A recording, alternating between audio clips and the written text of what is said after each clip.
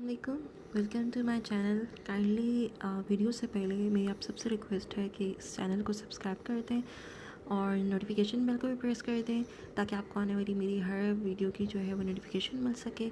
और वीडियो को एंड तक लाजमी देखिएगा और एंड पे इस वीडियो को लाइक भी कर दीजिएगा। ठीक है, अब हम लेक्चर नंबर 37 जो है उसका थर्मल फिज़िक्स का पार्ट 2 था, मतलब उसका लेक्चर है उस टॉपिक से रिलेटेड, वो हम करने जा रहे हैं। सही हो गया जी। अब हमने क्या करना है, हमारे पास फर्स्ट है state of system. State of system हमारे पास क्या होती है कि state of system is specified by giving it pressure, volume and temperature. मतलब कोई भी सिस्टम है उसका कोई प्रेशर होगा, उसका कोई वॉल्यूम होगा या उसका कोई टेम्परेचर होगा। और सिस्टम क्या होता है, मतलब कोई भी गैस अगर किसी कंटेनर के अंदर इनक्लोज है तो वो एक कंटेनर और gas, that is called as system. और उसके इर्द गिर्द जो चीज़ें होती हैं हम उनको सराउंडिंग कहते हैं। लेकिन यहाँ पर हमें इतनी डिटेल में नहीं बताया हुआ, लेकिन ऑलरेडी हमने केमिस्ट्री में और फिज़िक्स में ये डिटेल पढ़ी हुई है first year and second year में। ठीक है, तो हमारे पास क्या होता है, उनका जो प्रेशर होता है, वॉल्यूम होता है, टेम्परेचर होता है किसी सिस्टम का, तो उनको हम क्या कहते हैं, डायनामिक वेरिएबल्स। सही होगा जी। अब इनके दरमियान जो रिलेशन है उनको हम क्या कहते हैं, जो रिलेशन है वो एक इक्वेशन बना देता है। मतलब अगर हम तीनों को, प्रेशर, वॉल्यूम, टेम्परेचर, मोल्स भी होते हैं, ठीक है, इनके दरमियान जब हम एक रिलेशन क्रिएट करते हैं तो उसको हम, वो इक्वेशन बन जाती है और उसको हम इक्वेशन ऑफ अ स्टेट कहते हैं। सपोज अगर P is equals to P pressure, that is a function of V and T। मतलब हमें वॉल्यूम और टेम्परेचर अगर गिवन है तो हम प्रेशर फाइंड कर सकते हैं। इसी तरह volume is a function of pressure and temperature, मगर अगर हमें प्रेशर और टेम्परेचर गिवन है तो हम लोग वॉल्यूम फाइंड कर सकते हैं। And temperature is also a function of pressure and volume. Mean pressure and volume अगर हमें पता है तो हम लोग टेम्परेचर फाइंड कर सकते हैं। ओके जी। नेक्स्ट हमारे पास है for an ideal gas the equation of the state is, अगर एक आइडियल गैस है तो उसकी इक्वेशन ऑफ स्टेट क्या होगी, P V is equals to N, that is the Avogadro's number, K B divided by D. K B जो होता है दैट इज़ बोल्ट्जमैन कांस्टेंट, और ये इक्वल होता है R divided by N A के।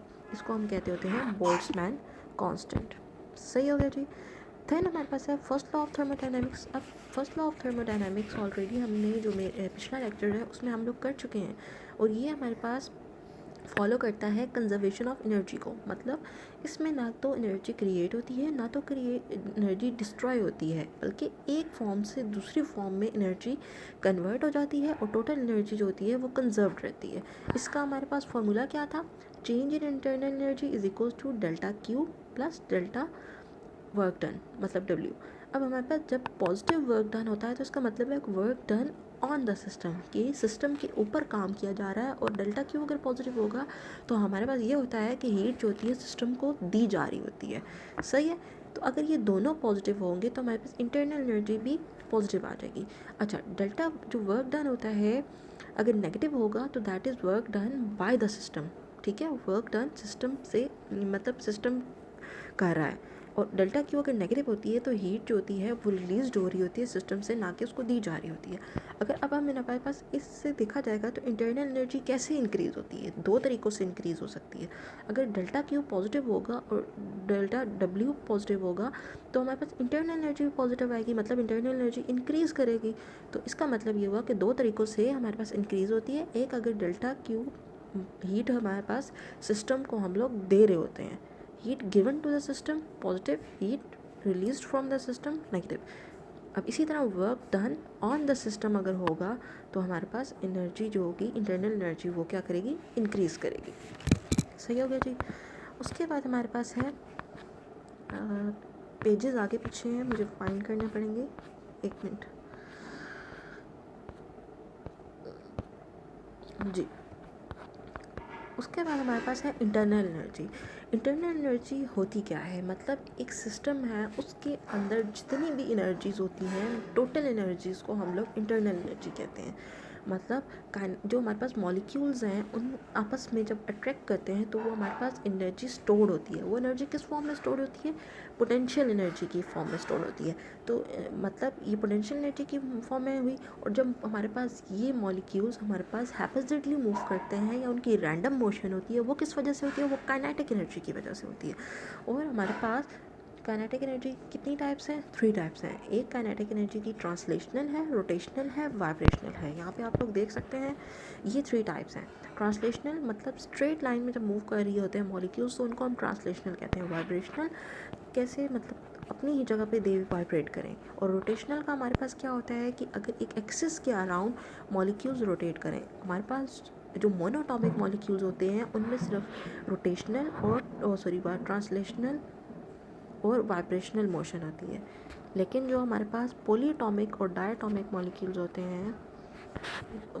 होते हैं उसमें हमारे पास रोटेशनल होती है। डायटॉमिक में और पॉलीएटॉमिक में हमारे पास रोटेशनल मूवमेंट होती है। और पोटेंशियल एनर्जी तमाम मॉलिक्यूल्स में होती है। सो इंटरनल एनर्जी इन तमाम का सम जो होता है वो इंटरनल एनर्जी होती है। इंटरनल एनर्जी हमारे पास टोटल एनर्जी होती है। सही हो गया जी। उसके बाद हमारे पास होता है इंटरनल एनर्जी जो होती है वो डिपेंड नहीं करती इनिशियल, और ये डिपेंड करती है इनिशियल और फाइनल पॉइंट पे, लेकिन ये पाथ फॉलो नहीं करती। मतलब अगर हम इस पॉइंट से इधर जा रहे हैं या इस पॉइंट से इधर जा रहे हैं तो ये पाथ को फॉलो नहीं कर रही है, सिर्फ इनिशियल और इसके फाइनल पॉइंट को पर डिपेंड कर रही है। सही हो गया जी। तो delta U is equal to delta E two minus ई1। सही हो गया जी। अब हमारे पास क्या है, हीट भी जो होता है पाथ पे डिपेंड करता है। यहाँ पे हमारे पास इंटरनल एनर्जी डिपेंड कर रही थी इनिशियल और फाइनल पॉइंट पे, लेकिन हीट जो है, हीट और वर्क ये दोनों हमारे पास डिपेंड करते हैं किस पाथ पर ये जा रहे हैं। ठीक है। हीट अगर हम लोग सिस्टम को दे रहे हैं तो दैट इज़ पॉजिटिव। अभी मैंने ऊपर थोड़ी डिटेल में बताया था इसको। और अगर हीट अगर हमारे पास दैट इज़ रिमूव्ड, इधर रिमूव कर लें काइंडली, मुझसे थोड़ी सी वो हो गई है। ठीक है। हीट अगर given to the system positive and heat removed from the system is negative. किसी चीज़ को अगर हम रिमूव करते हैं तो वहाँ पे डेफिशिएंसी हो जाती है, तो deficiency is shown by negative. So इधर से याद रख लीजिएगा कि हमारे पास heat remove by the system negative होगा। सही हो गया जी। अच्छा, ये 11 हो गया। थोड़ा सा वेट करें, पेजेस आगे पीछे हैं। सही हो गया। हमारे पास फिर अगला आता है वर्क। इंटरनल एनर्जी पहले मैंने आपको बताया, ठीक है। उसके बाद मैंने आपको हीट के बारे में बताया। अब मैं वर्क के बारे में, work done by on the system positive होगा, work done by the system negative होगा। सही हो गया जी, ये आपने याद रखना है। अब हमारे पास गैसेस के लिए जो वर्क डन होता है वो minus external pressure delta V के इक्वल होता है। अच्छा, work done by an expanding gas. अब हम क्या करेंगे, अब हम वर्क डन फाइंड करेंगे कि जब हम एक गैस को एक्सपेंड करते हैं। अब क्या करेंगे, मैंने क्या किया, एक कंटेनर लिया, उसमें मैंने एक गैस फिल कर ली और ऊपर पिस्टन रख दिया। पिस्टन से हमने क्या किया, पहले गैस एक्सपेंड करेगी। जब गैस एक्सपेंड करेगी, हीट करने से एक्सपेंड करती है ना, गैस हीट करने से एक्सपेंड करेगी तो ये पिस्टन क्या करेगा, ऊपर मूव कर जाएगा। पहले अगर यहाँ था तो ये यहाँ पे आ जाएगा, मतलब इतना डिस्टेंस उसने कवर कर लिया। तो हमारे पास क्या होगा, ये देखिए, यहाँ पे पहले पिस्टन था, अब पिस्टन अगर सपोज यहाँ पे आ जाता है तो ये इंटरनल प्रेशर तो इंक्रीज़ हो गया। तो एक्सपेंडिंग, जब हमारे पास गैस एक्सपेंड करेगी तो इंटरनल प्रेशर ज़्यादा होगा एक्सटर्नल प्रेशर से, और हमारे पास जब गैस कंप्रेस करेगी तो हम लोग बाहर से प्रेशर, एक्सटर्नल प्रेशर क्या कर रहे होंगे, हम लोग इंक्रीज़ कर रहे होंगे। सही हो गया जी। यहाँ पे ये साइन होगा, सॉरी। सही हो गया जी। एक्सटर्नल प्रेशर हम ज़्यादा कर रहे हैं ना, इंटरनल प्रेशर को कम कर रहे हैं। सही हो गया जी। अब हमारे पास क्या है, डेल्टा वी पॉजिटिव है अगर, तो work done by the gas negative होगा। सही हो गया जी। मतलब एक्सपेंशन में हमारे पास वर्क डन नेगेटिव होता है और वॉल्यूम पॉजिटिव होता है। Energy given to the surrounding by the gas, हमारे पास क्या होता है, work done by the system. हम लोग क्या करते हैं, एनर्जी जो होती है एक सिस्टम से, हमारे पास जो गैस था उससे हमने सराउंडिंग को दे दी, तो डेफिशिएंसी होगी ना, डेफिशिएंसी होगी तो that is shown by negative. अच्छा जी, work done in expanding, work का फॉर्मूला क्या होता है, that is equal to F into D. यहाँ पे हमारे पास फोर्स क्या होगा, ये प्रेशर के फॉर्मूले से हम फोर्स एफ पी ए, और डी क्या होता है हमारे पास, कोई भी लेंथ वगैरह होती है तो ए इंटू डी किसके इक्वल होता है, एरिया इंटू डिस्प्लेसमेंट, मतलब लेंथ क्या देते हैं, that is equal to volume. तो that is work done is equal to minus P delta V. सही हो गया, सही। अब 1 मिनट वेट, मैं पेज फाइंड कर लूँ जी। उसके बाद हमारे पास है वर्क डन। अब हम उसको कैसे लिख सकते हैं, मतलब V1 वॉल्यूम से लेकर V2 वॉल्यूम तक जाने के लिए जो वर्क डन हुआ है वो इसके इक्वल है। मतलब वेयर V1 एंड V2 आता है initial and final volume respectively, ये हमने इंटीग्रेशन का साइन करके टोटल वर्क डन हमने फाइंड कर दिया। वर्क जो होता है दैट डिपेंड्स ऑन पाथ। अब कैसे, हम 3 तरीक़ों से इसको देखेंगे।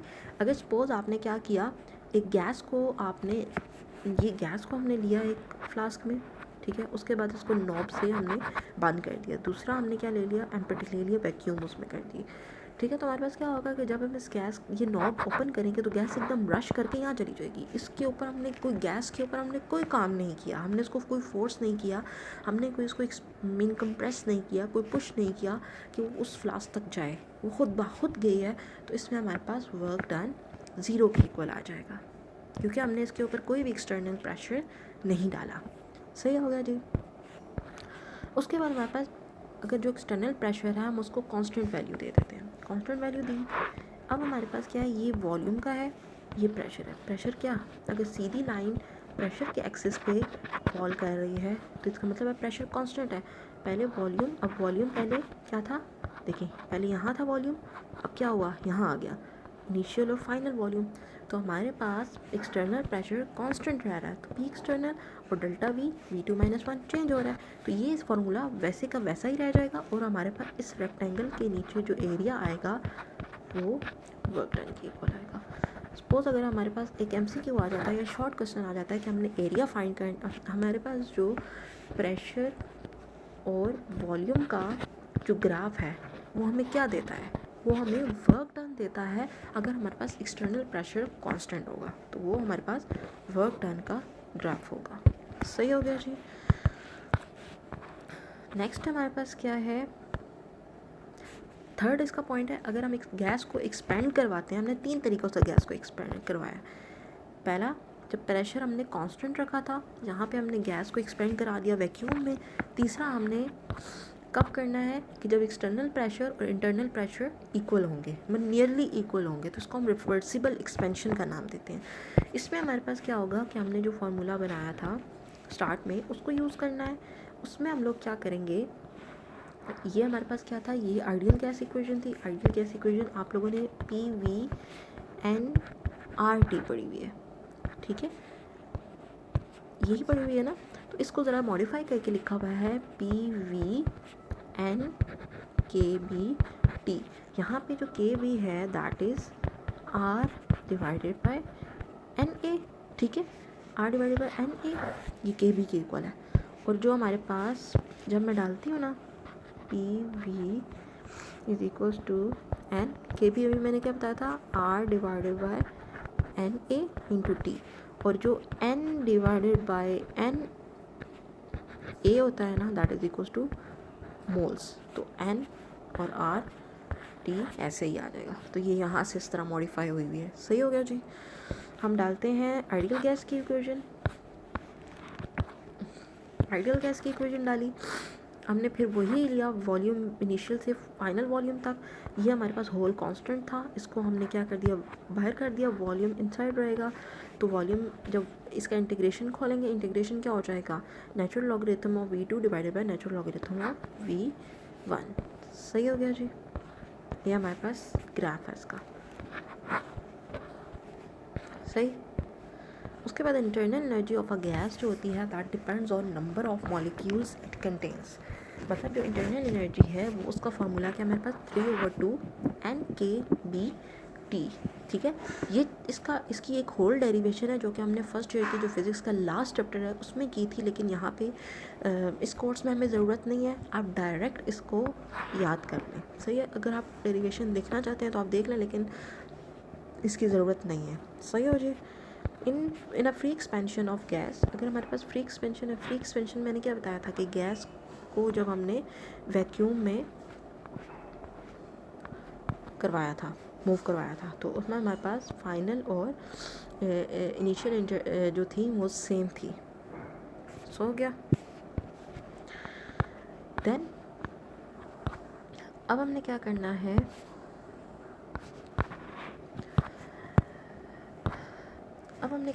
हमने फाइंड करना है अमाउंट ऑफ हीट, सॉरी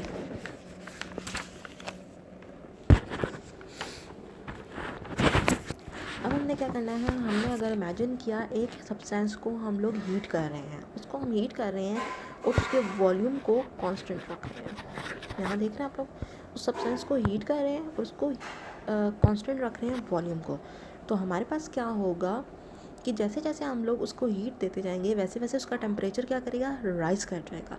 तो हमारे पास स्पेसिफिक हीट फार्मूला क्या आ जाएगा, मतलब क्यू वी क्या हो जाएगा कि हीट कांस्टेंट, मतलब heat at constant volume, specific heat at constant volume. इसी तरह सी वी उसका कांस्टेंट हो जाएगा और डेल्टा टी। अब according to first law of thermodynamics, Q जो होता है हमारे पास that is equal to delta U plus work done के इक्वल होता है। तो हम लोग क्या करेंगे, इस क्यू वी की जगह सी वी डेल्टा डी डाल देंगे। नहीं वेट करें। अब हमने क्या करना है कि वॉल्यूम, जैसा कि हमारे पास पता है वॉल्यूम हमारे पास कांस्टेंट है। अगर हम वॉल्यूम को कांस्टेंट रखेंगे, जैसा कि मैंने कहा था कि हम लोग क्या कर रहे हैं, वॉल्यूम को कांस्टेंट रख रहे हैं, तो मैं अगर इसका फार्मूला डालती हूँ तो W किसके इक्वल होता है, W होता है P डेल्टा V के। डेल्टा V को हमने कांस्टेंट रखा तो ये क्या हो जाएगा, वर्क डन ज़ीरो। जब वर्क डन ज़ीरो होगा तो वर्क डन मैंने यहाँ कर दिया ज़ीरो के इक्वल, तो क्यू वी किसके इक्वल आ जाता है, डेल्टा यू के। तो क्यू वी अब हमने क्या कहा था ऊपर, क्यू वी होता है सी वी डेल्टा की के इक्वल और ये इक्वल है डेल्टा ई की।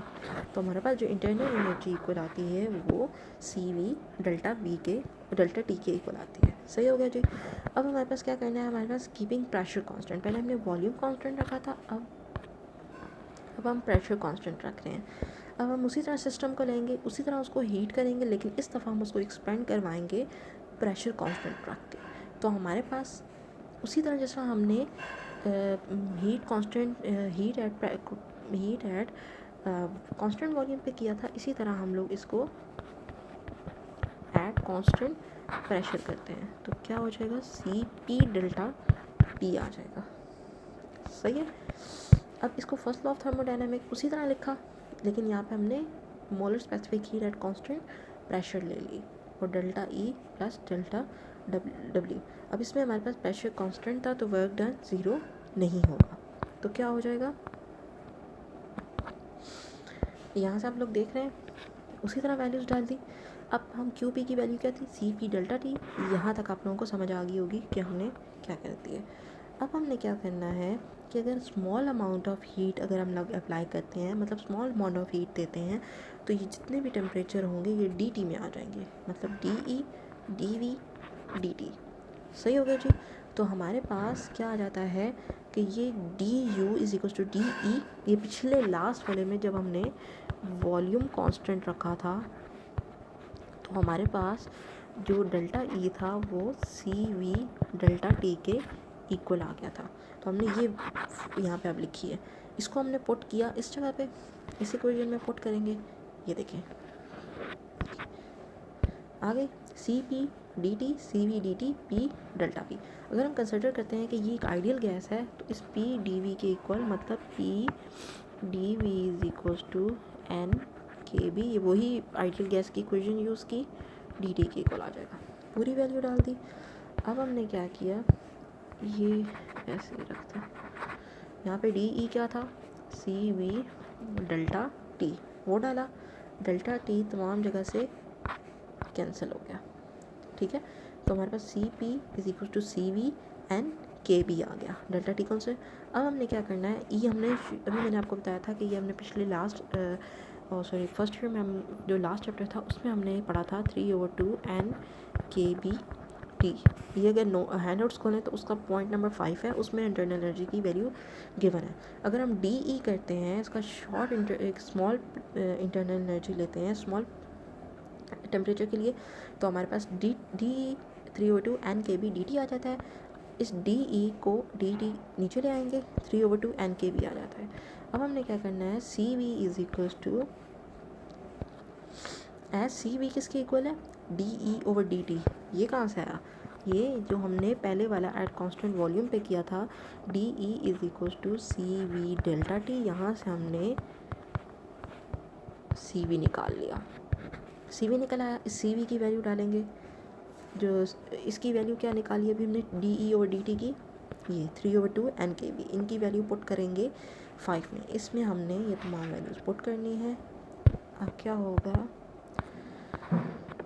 ये देखें जी, मैंने डाली वैल्यूज़ ये, तो हम क्या करेंगे, एन के वी क्या आ गया कॉमन, 3/2 + 1, इसको किया सॉल्व, तो हमारे पास 5/2 एन के वी आ गया। हैंड आउट्स ओपन करें और उसमें पॉइंट नंबर 7 देखें। मैंने बहुत डिटेल से आप लोगों को समझा दिया है, आई होप सो अगर आपको समझ आ जाएगा। लेकिन अगर आपको नहीं समझ आ रहा, कहीं पे भी कोई मसला आ रहा है या इशू आ रहा है, तो आप मुझे कमेंट बॉक्स में कमेंट कर सकते हैं और काइंडली वीडियो को लाजमी लाइक कीजिएगा। सही हो गया जी। उसके बाद हमने क्या करना है, C P is equals to C V plus N K B, C P minus C V is equals to N K B. Divide करेंगे जी सी वी को दोनों साइड पे जब डिवाइड किया तो C P divide by C V divide by C P, तो ये सी वी कैंसिल हो गया, तो यहाँ पे सी पी और डिवाइड बाई सी वी जो होता है दैट इज़ गैमा, ये कांस्टेंट है, gamma -1 N K B divide by C B, तो हमारे पास सी वी क्या आ जाता है, एन के बी गैमा -1। सही हो गया जी।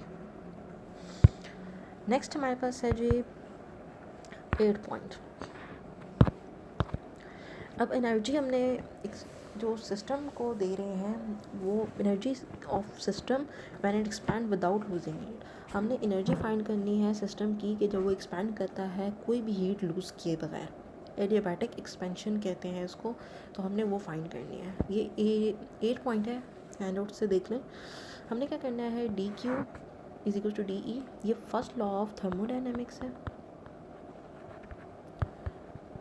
ठीक है, फर्स्ट लॉ ऑफ थर्मोडायनेमिक है। ये हमने पढ़ा था जब हमने वॉल्यूम को कांस्टेंट रखा था, और इसकी वैल्यू हमने पता है। अब इन दोनों इक्वेशंस को जब हम इस इक्वेशन में पुट करेंगे तो हमारे पास क्या आएगा, D C V D T plus P delta V is equal to 0। हमने डी क्यू को किसके इक्वल किया था, 0 के इक्वल किया था। D E plus D E क्या है, ये पीछे से आप देख सकते हैं, मैंने फाइंड करके दिखाया था। पी डेल्टा वी क्या है, डी डब्ल्यू, दोनों का ऐड किया और इक्वेट कर दिया 0 के लिए। और पी वी की वैल्यू क्या है, प्रेशर यहाँ से निकालेंगे, क्या आएगा, एन के बी, ये आ जाएगा। इसको हम इक्वेशन किस में पुट करेंगे, इक्वेशन 3 में। मैंने पुट कर दिया प्रेशर की वैल्यू को, इक्वलिटी का साइन है, कंफ्यूज नहीं होना, सही है। उस प्लस का साइन है, ठीक है। C V D T pressure की वैल्यू डाली, डी वी उसी तरह रहेगा। अब हमने टी को डिवाइड कर देना है दोनों साइड, इस साइड पे और इस साइड पे। टी इधर भी डिवाइड होगा, टी इधर भी डिवाइड होगा, 0 के साथ जब टी डिवाइड होगा तो 0 ही आ जाएगा। यहाँ से हमारे पास D T over D T minus N K B T C V, अब सी वी नीचे यहाँ आ गया, D V over D V आ गया। इंटीग्रेट करेंगे दोनों को, साइड को इंटीग्रेट किया, इसको टेम्परेचर से इंटीग्रेट किया, initial temperature to final temperature, इससे volume, initial volume to final volume. Integration के साइन ओपन करेंगे, नेचुरल लॉगरिथम है क्योंकि 1 divided by inverse of temperature है, तो नेचुरल लॉगरिथम T2 माइनस T1। लिमिट्स पुट करेंगे और इसमें भी लिमिट्स पुट करेंगे, तो हमारे पास ये आ जाएगा। सही हो गया। इसके बाद हमने क्या करना है, हमने पढ़ा था C P minus C V is equal to N K B. अब इस होल को हम किससे डिवाइड करेंगे, सी वी से। मैंने डिवाइड किया, मेरे पास C P minus C V की वैल्यू गैमा है, गैमा -1 इन। अब इसमें वैल्यूज़ हम पुट करेंगे, जिसमें हमने ये गैमा -1 जो मैंने पीछे भी निकाला था, क्या आ रहा है, N K B C V. अब माइनस कॉमन लेंगे, गैमा -1, ठीक है, और ये आ जाता है gamma -1, natural logarithm negative logarithm से कन्वर्ट हो जाएगा। यहाँ पे हम लॉग का फार्मूला यूज़ करेंगे, मतलब ए एन ए एन, मतलब V2 माइनस V1 है, तो ये जो ए होगा ये ऊपर, जब हम नेचुरल लॉग को हटाएंगे ना तो ये V2 ये इस तरह आ जाता है। सही हो गया जी। यहाँ पे जो नेगेटिव साइन था ना, ये minus N K B C we, तो ये जो नेगेटिव साइन था इसने इसको इन्वर्स कर दिया, इस नेगेटिव लगेगा तो ये N natural logarithm V1 divide by V2 आ जाएगा। सही हो गया जी।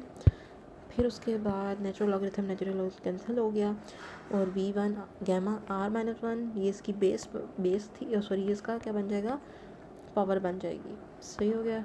उसके बाद इनको रीअरेंज करके लिखा तो हमारे पास जनरल इक्वेशन क्या आ जाती है, इसके इक्वल आ जाती है, जो कि कांस्टेंट के इक्वल। अगर T2 यहाँ पे 3 टेम्परेचर्स होते, 3 वॉल्यूम्स होते तो वो भी इक्वल होते, तो हम लोग कह सकते हैं कि ये इक्वल है कांस्टेंट के, और ये हमारे पास जनरल इक्वेशन है। सही हो गया जी। जी नेक्स्ट हमारे पास है सेकंड लॉ ऑफ थर्मोडायनेमिक्स। अभी तक जो हमने पढ़ा था that is first law of thermodynamics, अब हम सेकंड लॉ ऑफ थर्मोडायनेमिक्स कर रहे हैं। अच्छा जी, इसका जो है नोट्स है उसमें हमारे पास 0.9 है। हमारे पास काफ़ी इसके इसको स्ट्रेट करने के, इसका सेकंड लॉ ऑफ को स्ट्रेट करने के काफ़ी सारे काफ़ी स्टेटमेंट्स हैं। अगर आप अपनी बुक फर्स्ट ईयर की बुक का चैप्टर 11 खोलेंगे, अगर आपके फर्स्ट ईयर की बुक्स हैं तो उसमें हमारे पास 3 स्टेटमेंट दी हुई होंगी। एक केल्विन की स्टेटमेंट है, एक क्लॉसियस स्टेटमेंट है, ठीक है। ये सेकंड लॉ ऑफ थर्मोडायनेमिक्स की स्टेटमेंट है। सबसे ईजी जो है ये है कि हमारे पास कोई भी अगर प्रोसेस है उसका फाइनल रिज़ल्ट होता है उसका जो फाइनल रिज़ल्ट होता है transfer thermal energy from a cooler object to hotter object. मतलब कि कोई भी ऐसा प्रोसेस नहीं है जिसमें हमारे पास थर्मल एनर्जी होती है वो कूलर ऑब्जेक्ट से हॉटर ऑब्जेक्ट की तरफ ट्रांसफ़र करें। और हमारे पास कोई भी जो मशीन होती है वो फ्यूल के बगैर काम नहीं करती। उसका एक और ये भी है कि हमारे पास कोई भी अगर हमारे पास हीट ट्रांसफ़र अगर हो रही है तो कोई भी वो हीट ट्रांसफ़र पूरी जो होती है, अगर हम किसी हीट अगर गिवन कर रहे हैं तो पूरी वर्क में कन्वर्ट नहीं होती, थोड़ी बहुत हमारे पास वो लॉस भी होती है। मतलब कोई भी मशीन है उसमें अगर हम हीट प्रोवाइड कर रहे हैं तो वो टोटल वर्क में नहीं जाती, मतलब 100% हमें वर्क नहीं मिलता। हमारे पास कुछ हीट लॉस होती है और कुछ हमारे पास वर्क डन में जाता है, ठीक है। ये हमारे पास क्या है, थर्मल रिजर्वायर। थर्मल रिजर्वायर क्या होता है कि हमारे पास एक हीट इंजन है, वो ऑपरेट्स करता है 2 रिजर्वायर्स के दरमियान। एक हमारे पास रिजर्वायर होता है एट हाई टेम्परेचर, जिसको हम लोग कहते हैं सोर्स, मतलब जहाँ से हम लोग हीट ले रहे होते हैं। और एक रिजर्वायर होता है हमारे पास कोल्ड रिजर्वायर, जहाँ पर हम लोग हीट को मतलब कुछ हीट जो लॉस्ट हो रही होती है वो हमारे पास कोल्ड रिजर्वायर होती है, और कुछ जो हमारे पास हीट होती है that is converted into work. अब हमारे पास क्या है, हीट इंजन है। वर्क जो होता है that is between high temperature, मतलब सोर्स और सिंक के दरमियान होता है, मतलब हाई टेम्परेचर और लो टेम्परेचर के दरमियान होता है। ये एब्जॉर्ब करता है हीट को हॉट रिजर्वायर से और रिजेक्ट कर देता है इसको कोल्ड रिजर्वायर से। तो हमारे पास इंटरनल एनर्जी तो क्या हो जाती है, ज़ीरो हो जाती है, मतलब चेंज ही नहीं होती। So first law gives delta Q is equal to, जब इंटरनल एनर्जी ज़ीरो हो गई तो हमारे पास जितनी हम लोग एनर्जी दे रहे हैं वो तमाम की तमाम हमारे पास क्या हो जाती है, वर्क डन की इक्वल होती है। तो work done by the engine is equal to जितनी इन हो रही होती है माइनस जितनी आउट हो रही होती है। मतलब ये इंटरनल एनर्जी पे डिपेंड नहीं कर रहा, क्योंकि इंटरनल एनर्जी हमारे पास चेंज नहीं हो रही। हमारे पास जितनी इंटरनल एनर्जी आ रही है वो माइनस इंटरनल एनर्जी जो आ रही होती है वो हमेशा ग्रेटर होती है इंटरनल एनर्जी जो आउट हो रही होती है उससे। Then we have to find the efficiency of a machine. अब एफिशिएंसी ऑफ अ मशीन कैसे करेंगे कि जो वर्क डन किया जाता है इंजन से और हम जितनी हीट डालते हैं वो, क्योंकि हमारे पास जो वर्क डन जो होता है, अभी हमने पिछले फर्स्ट लॉ ऑफ थर्मोडायनामिक्स से इंटरनल एनर्जी को ज़ीरो किया था, तो हमारे पास डेल्टा क्यू किसके इक्वल आ गया था, डेल्टा डब्ल्यू के। डेल्टा क्यू क्या था हमारे पास, मतलब क्यू इन जो हम डाल रहे थे और क्यू आउट की इक्वल आ गया था, वही इधर हमने W की जगह पुट किया, divided by heat put in Q in और इनको अलग से लिख देंगे, Q in cancel, 1 divided by Q out divided by Q in. यहाँ पे हमारे पास क्यू आउट जो होती है, मतलब जो हीट लॉस होती है, लॉस कहाँ होगी, सिंक में, तो वो लो टेम्परेचर पे होगी, और हीट क्या है, that will be at high temperature. सही हो गया जी। अब हमारे पास हीट जो होती है इन और आउट जो होती है that is proportional to its temperature.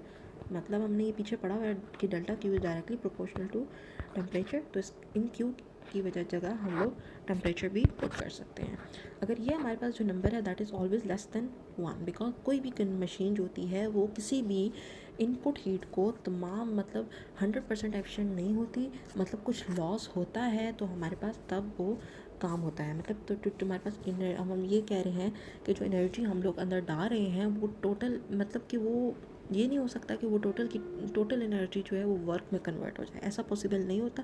कुछ एनर्जी हमारे पास लॉस होती है, कुछ हमारे पास काम में कन्वर्ट हो जाती है, यूज़फुल फॉर में। अब हमारे पास क्या है, एक न्यूक्लियर रिएक्टर है, उसका टेम्परेचर कितना है 300 सेंटीग्रेड। इसको हम क्या करेंगे, केल्विन में कन्वर्ट कर देंगे। न्यूक्लियर रिएक्टर का टेम्परेचर बहुत ज़्यादा है, मतलब ये एट हाई टेम्परेचर है, तो ये TH हो जाएगा, मतलब temperature high temperature at source का टेम्परेचर होगा ये, ठीक है। और हमारे पास रिजेक्ट इनटू अ रिवर, तो ये हमारे पास सिंक रिवर हो गया, तो ये रिजेक्ट कर रहा है लो टेम्परेचर पे, वो 30 सेंटीग्रेड का।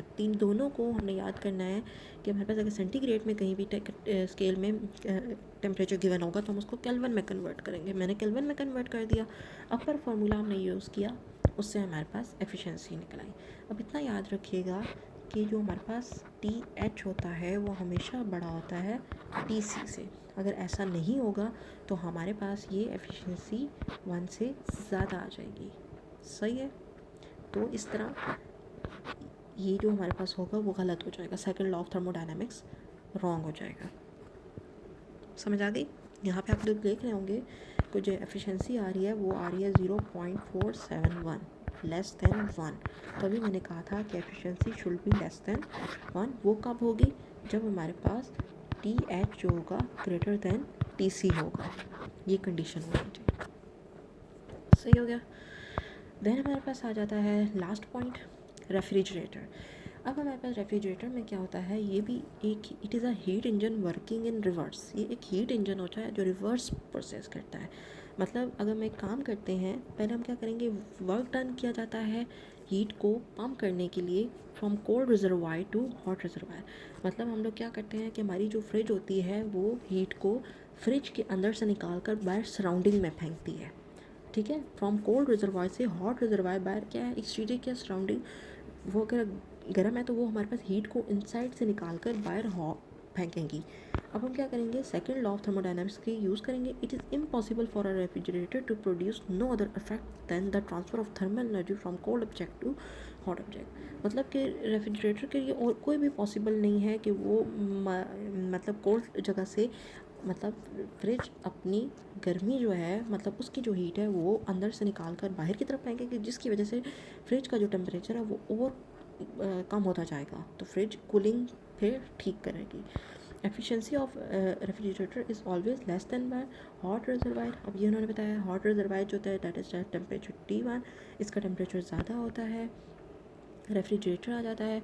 हमने क्या किया, हमने वर्क क्या किया हमने, कि हमने जो रेफ्रिजरेटर का अंदर से हॉट एयर्स थी उनको हमने रिजेक्ट करवाया बाहर सराउंडिंग में, और इन जिसकी वजह से हमारे पास टेम्परेचर जो था फ्रिज का कम होना शुरू हो गया, और जो फ्रिज थी उसने कूलिंग ठीक तरीके से की। सो ये रिवर्स प्रोसेस है हीट इंजन का। रेफ्रिजरेटर जो है रिवर्स प्रोसेस है हीट इंजन का। अच्छा जी, लेक्चर लेने के बाद आपने हैंडआउट्स लाजमी एक दफ़ा पढ़ने हैं, और आई होप सो कि आप लोगों को लाजमी क्लियर हो जाएंगे। तो वीडियो को लाजमी लाइक किया करें, और क्योंकि ये आप लोगों के लिए आप लोगों की एक हमारे लिए मोटिवेशन होती है, ठीक है। तो इसका हॉनेस्ट रिव्यू भी दीजिएगा कि आपको मेरी वीडियो कैसी लगी, और अगर कोई पॉइंट समझ नहीं आया तो आप मुझे कमेंट सेक्शन में कमेंट कर सकते हैं। चैनल को भी लाजमी सब्सक्राइब कीजिएगा। मेरा टारगेट है कि इंशाल्लाह 45 लेक्चर्स कंप्लीट हो जाए फाइनल टर्म तक, तो आप दुआ कीजिएगा। Thank you.